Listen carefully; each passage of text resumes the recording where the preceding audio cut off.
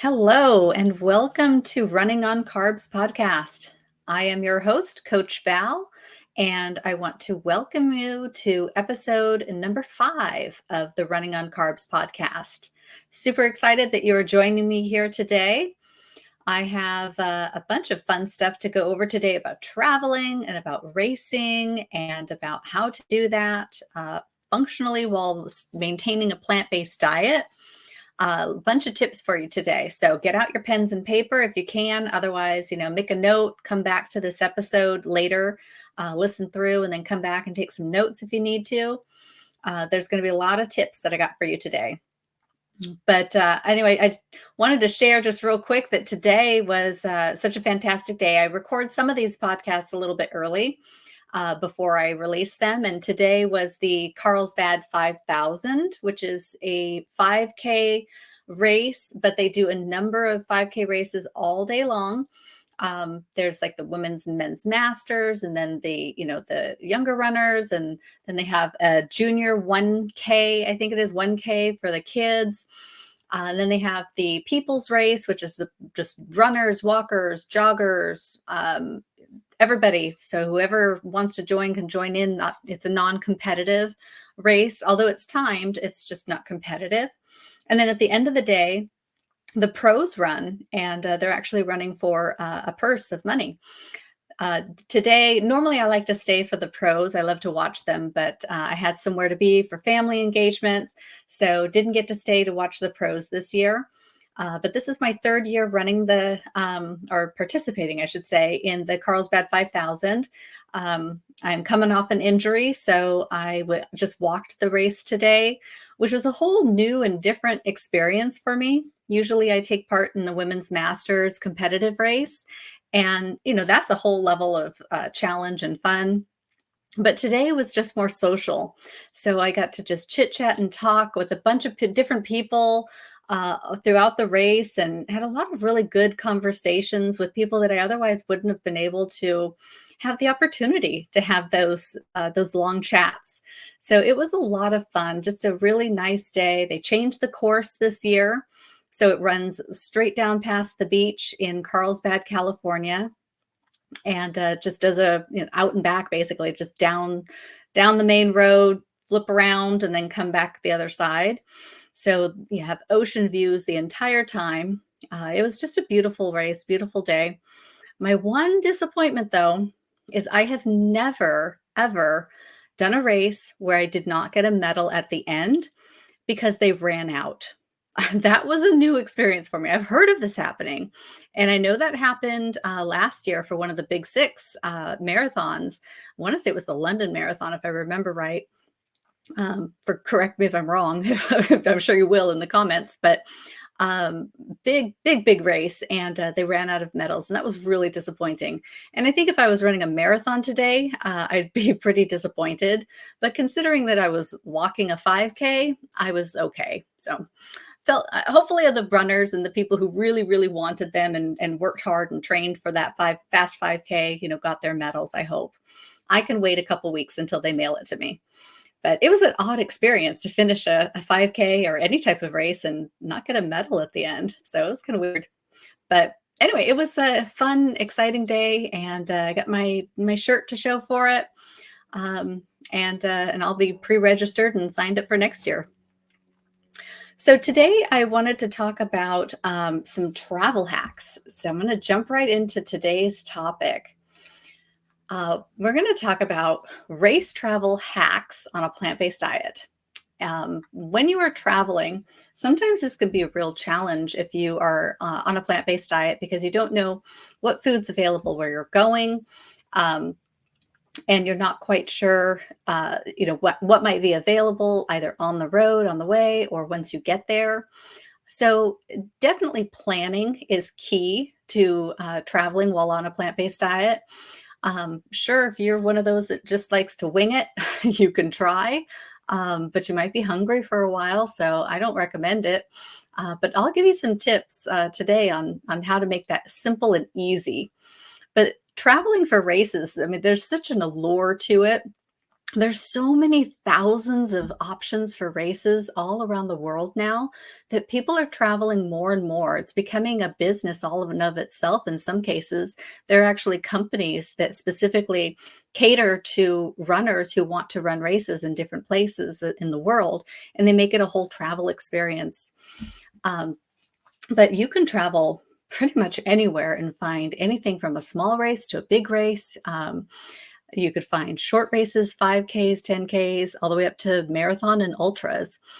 The availability of races has really grown. I think the numbers as far as like pre-pandemic to post-pandemic are still down a little bit, but they're coming back quickly. So we'll have to watch and see what those numbers do over the next couple of years. But their races are coming back with a vengeance.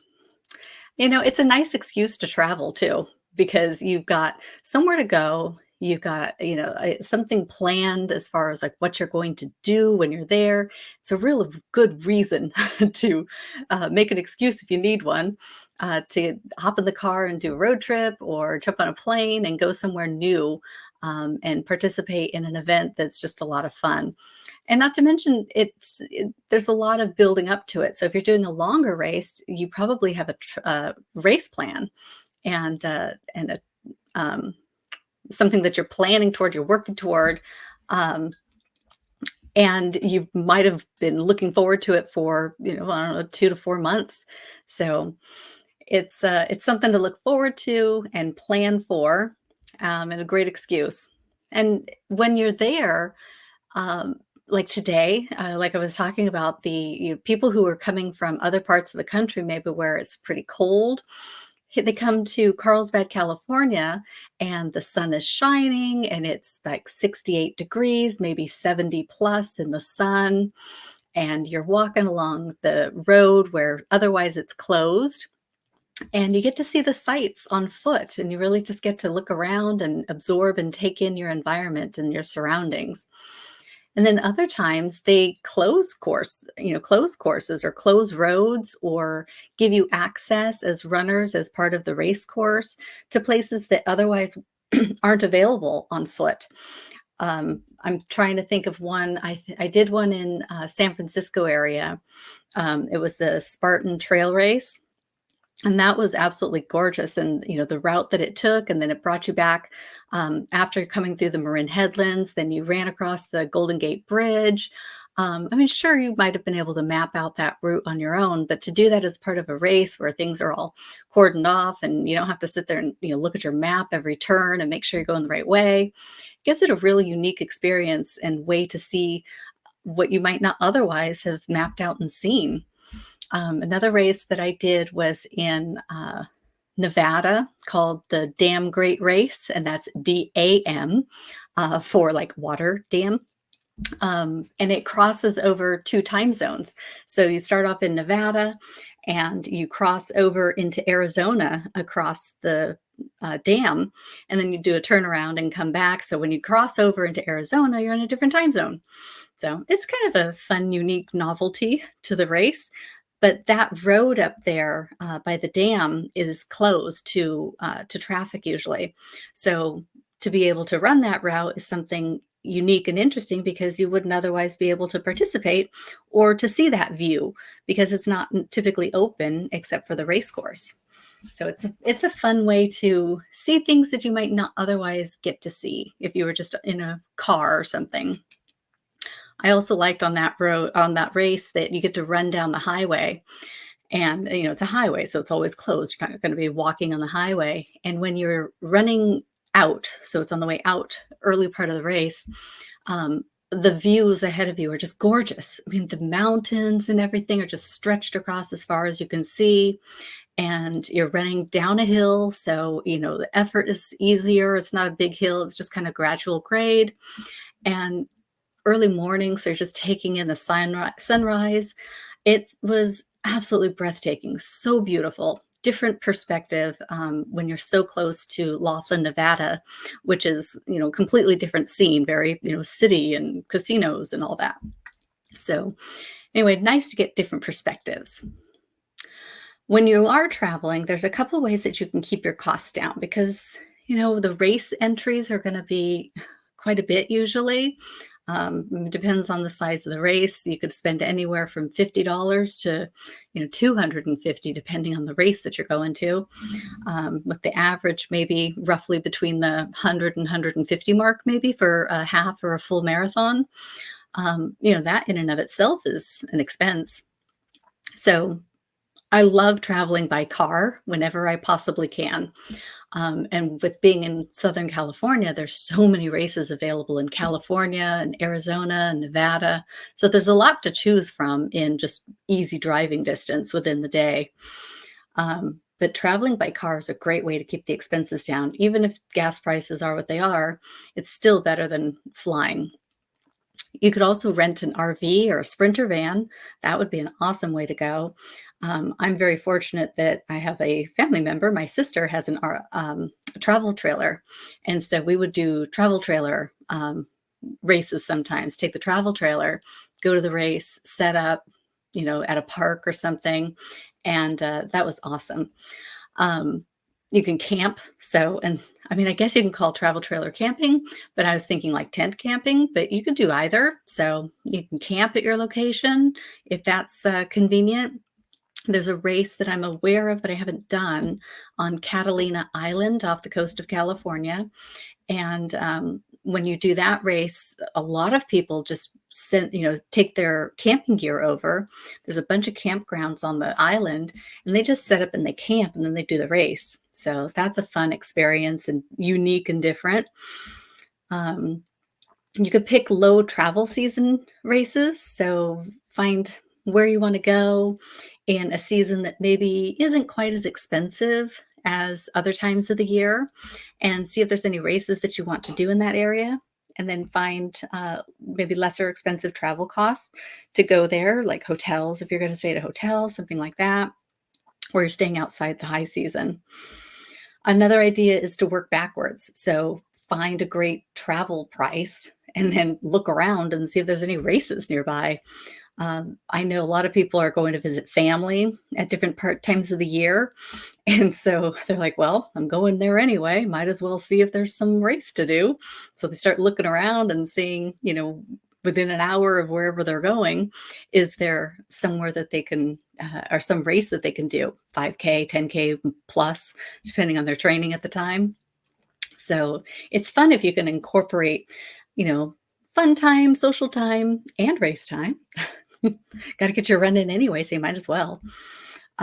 One quick tip is there are Holiday Inn Expresses pretty much everywhere. And I've had a lot of good luck with Holiday Inn Express. So if you're trying to keep the budget down and you don't want to stay in expensive hotels and such, check out the Holiday Inn Express. It's just, I get no money from any of this. It's just something I've found. And they oftentimes have little kitchenettes or they'll have at least the basics like a microwave, refrigerator, etc. in the room. So they're kind of somewhat set up and they're all over the place and they're fairly reasonably priced. So they're a good option. If you are looking for a hotel though, and you don't want to stay at a Holiday Inn Express or there isn't anything there, another option is to maybe look for something that has a mini suite. And you might spend a little bit more initially on the room, but if you calculate in the cost savings that you'll have by not eating out and finding restaurants and things like that have your plant-based options, especially if you're traveling with other people, that can get pretty expensive. So if you can find a place like a Residence Inn, something of that nature, where they have a full kitchenette that's all stocked up with utensils and plates and cookware and such, that's a really great option. I love to do that if I'm going up to Costa Mesa or Huntington Beach area. There's one there, and there's a number of different races in that area. And it's so convenient to have that whole kitchen right there for you. So you can actually cook a real full meal if you want to. But if there's no fridge, so you just have a basic hotel, there's no refrigerator or anything in it. I think that's a little rare these days, but I have run across them occasionally, especially if you're staying in a smaller town. Then pack a collapsible cooler if you don't have a fridge. So you can buy those, anywhere, Amazon or whatnot. But one that just folds up and goes flat, that's insulated, and take that with you. Pack that in your bag and then take that with you. So you have at least something to keep some cold stuff cold. But there's a lot of travel or benefits to traveling by the road rather than flying if you can. One of which, of course, is you can bring your own food. So you could bring your own food for the trip itself, for the road trip. You could bring your own food for meals. Excuse me. And just plan your stops along the way. Make it an adventure. If you're traveling to wherever you're going by road, check out what sort of restaurants are along the way, even, the quick restaurants. By the way, there is a Chipotle in pretty much any town everywhere. So along the way, sometimes I look for the Chipotles because you can get rice and bean bowl, no problem. And it's nice and quick and easy and filling um, and simple. Um, of your If you could travel by car, don't forget that you're avoiding all the crowds and the germs on the plane. So, if there's any other reason to travel by car and not by plane, that's probably the biggest one. You got to stay away from those germs just before a long race and after a long training plan. Um, Another great benefit is that you're going to have your pre and post race staples. I don't know about you, but I'm a real creature of habit when it comes to my food before and after races. And one of the things that I have to have before a race are my steamed beets with my balsamic vinegar. Um, that is my go-to have to have kind of item. So if I'm doing a race and I'm going to travel to it by road, I just pack in my beets and a little vinegar in a travel container and bring them with me. And you only have to have one little container. I don't need one for every day of the week that I'm going to be gone. So just bring that in a little container, and I have my beets before my race. So my body is like, okay, I understand this. I get this. This is what I do every time I go for long runs. I have my beets. I have my Ezekiel English muffin and my almond butter, and I've got my staple meal, and I can bring it along with me so that my body is accustomed to it and happy. It's a lot harder to do that when you are air traveling. But even when you're traveling by air, if you have a hotel near grocery stores or something, you might be able to get it. The problem then is if you're not going to stay there very long, that's a lot of wasted food. So anyway, pros and cons, you do what you can. But I got to say, the best part about road travel and traveling for races by car is road trip Oreos. We always buy the gluten-free ones because my sister is also gluten-free, and usually I travel with my sister, so we have to have our gluten-free road trip Oreos, and that is the best part of traveling for races, hands down. So they count as carb loading, by the way, at least in my book. So if you want another excuse or you need one to eat Oreos, there you go. They're carb load. So I'm going to give you some tips on cooking in a hotel room. And I can't take all the credit for this because actually I don't know how much credit I can take for any of this except for maybe one. My sister is also the best at efficient, like small packed items, efficient, what's the right word? Like compact cooking. So again, she has a travel trailer. So she's really good about space saving. That's the word I was looking for, space saving. So when we travel to hotels and we're going to stay in a hotel without the RV and we need to have some way to cook, if we're not staying at like a residence inn or somewhere with a kitchenette, then she brings all this great cooking gear. So number one, always bring your own toaster. So BYOT, bring your own toaster. I have this little super duper cheap, tiny toaster. It's a little 2-slice toaster that I got from Walmart for, I think, $8.99. And it's just a little cheapy thing. So if something happens to it, I'm not going to cry. But it's so small and compact just by its nature that you could put it in a suitcase and it packs so great. Or I could put it in a bag and just bring it in the car, with me. So it doesn't matter where I'm going. I can always bring my own toaster. So bring your own toaster. and they're really inexpensive. You can find them at Walmart or Amazon or wherever. There's one on, excuse me, on Amazon that has a single slice. And so the single slice one is really handy if you only need, one, or if you just need the extra space. The other thing is a hot plate. Hot plate's really important if you're going to cook anything, you want to heat anything up, especially if you don't have a microwave. So even if you do have a microwave, sometimes you don't have a bowl or anything that's going to work in a microwave. So having a hot plate is really handy. And then a little set of camping cookware. The camping cookware is so ideal because it all folds up and sits within each other. It sort of nests like nesting dolls. And it has a little baggie that you could put it all in as a storage bag, and it keeps everything together in just a really tiny, small, space. And you've got your utensils for eating, for cooking. You've got little pots and pans for, preparing the food. You put that on your hot plate, put your toast in your little mini toaster, and you are set to go with like 3 little items that pack up in your packed luggage. Always put that in your packed luggage, unless you can fit it in your checked bag if you're flying, but otherwise you can put that in your checked luggage, no problem.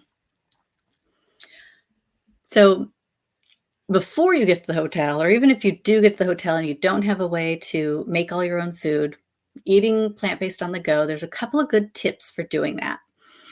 First, it takes a little research. So research your restaurants ahead of time. What sort of restaurants are going to be available in the area where you're headed. And then, of course, on the route on the way, that could also include, by the way, route on the way, airports. So if you're traveling by air, what terminal are you going to be in? What sort of restaurants are in that terminal? If you really have no clue, there's no way to find out, just pack your snacks. Always, always bring your own snacks. So bring your own toaster, bring your own snacks. Again, there's a Chipotle, by the way, in every town. So if worse comes to worse, find a Chipotle. Meal prep ahead of time, though, if you can. This works best, of course, if you're going to travel by car. So meal prepping your meals for what you're going to eat for breakfast, lunch, dinner, or a couple days that you're going. Maybe you're going to eat dinners out, but you're going to have breakfast and lunch at the hotel. Prep those, have them ready in little meal containers, and actually just bring those with you. That is the simplest way to go, and will keep you most on track without having cravings and without having temptations or desperation. It's just having your food with you. Plan your post-meal race ahead of time.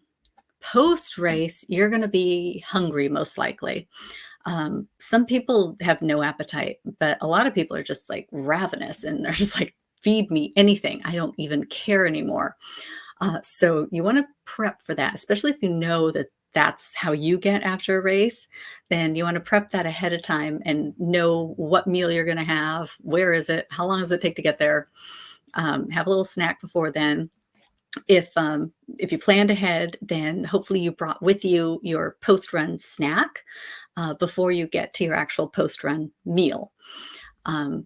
Always making sure you've got the balance of your carbs and your protein. I love the Scratch vegan protein drink. There's a chocolate one that I love.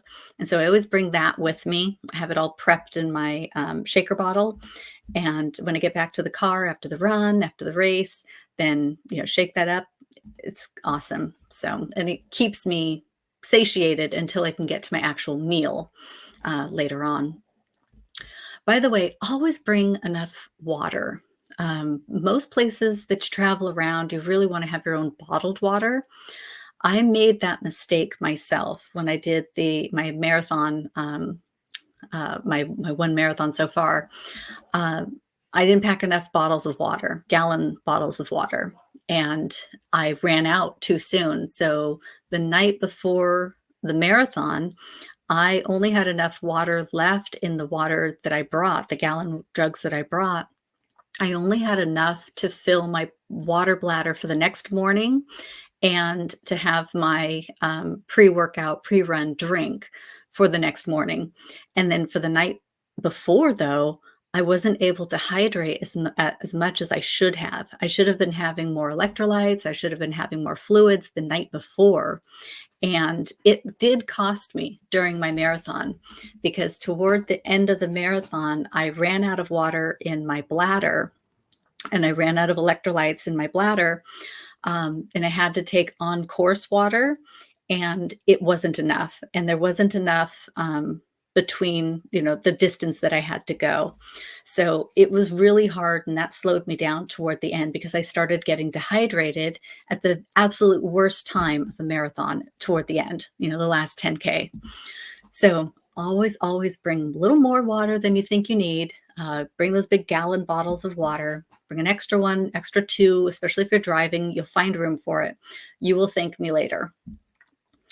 Also, if you are traveling somewhere and you don't want to bring everything with you, or you don't want to pack all the cold stuff or the fresh stuff, hopefully you can just go to the grocery store once you get wherever you're going. That's what I love to do, and it's a lot easier than trying to pack things like kale or some, fresh food or lettuce or salad makings.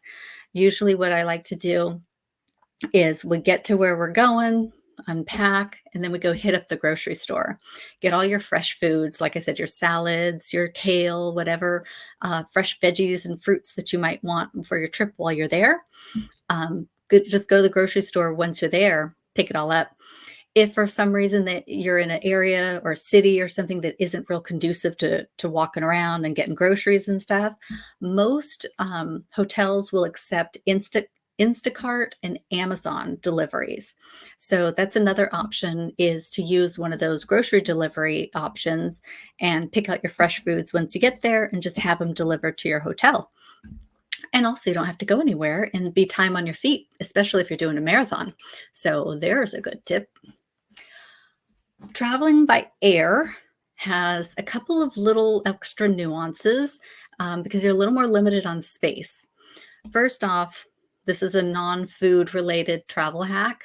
Never, never, never, never pack your race gear in your checked bag. That is dangerous. You could show up to your marathon or your race and your bags aren't there, and they don't show up, and they may not show up at all. But either way, that's going to stress you out, even if they just come a little late. That's added stress to your body that you do not need before a marathon. So always pack your race gear, your shoes, what you're going to wear, your bib, any important necessary fueling in your carry-on. Take that with you. Never let it out of your sight. It's like gold. So you keep that on you. Anything else, you can figure it out. But at least you'll be able to run your race, which is the whole reason that you're traveling. So pack everything else. Bring your race stuff on the plane with you in your hands. You can pack travel-friendly snacks. So back to the food. Things like snack bars. You got to be careful of what you're taking through TSA. So things that are packaged, already prepackaged, not liquid, snack bars, dried fruit, nuts, things like that that are solid. Airport eating, kind of hit and miss. I mean, sometimes you can find some fresh fruit, like an apple. It's usually like a Red Delicious. I don't know about you, but I'd be pretty darn desperate to eat a Red Delicious apple. But some people like them. But sometimes you can find a banana.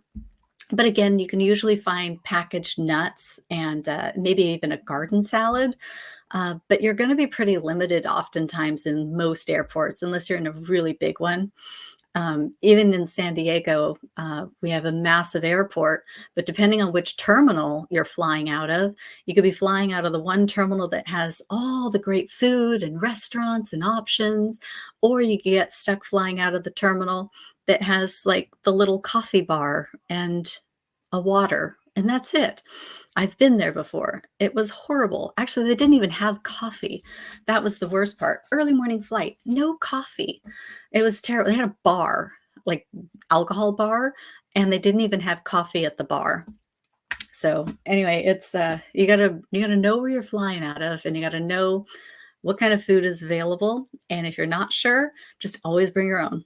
Always bring your own, at least a little bit so you're not starving. Um, Pack up your hotel cooking gear. So again, if you're going to be traveling by air and you're cooking when you get there, then pack that little cooking gear that I talked about, the camping gear, in your checked bag. That's fine. If you get to where you're going and the checked bag is late, in that case, once you're where you're going, you should probably be able to find some food wherever you are. Won't be as ideal, of course, but um, it won't be as bad as not having your race gear. And then focus on good hydration. So don't forget that when you're traveling by air, it's very dehydrating. So you're going to really need to bump up your hydration as you're traveling. So before you leave, for a couple days before you leave, make sure you're really hydrating.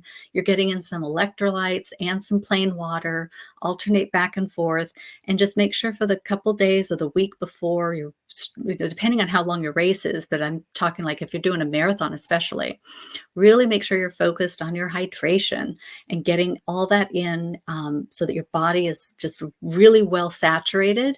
And then as you're traveling, make sure you're staying hydrated as well, because again, travel is stress on the body, and the body doesn't understand the difference between physical stress, mental stress, travel stress. It's just stress. So you want to make sure that you're really well hydrated as you're traveling. So, those are my big tips for travel. I hope you got a lot out of this episode and have some good ideas for traveling. And I hope you've been inspired to go out and pick a race and find one somewhere.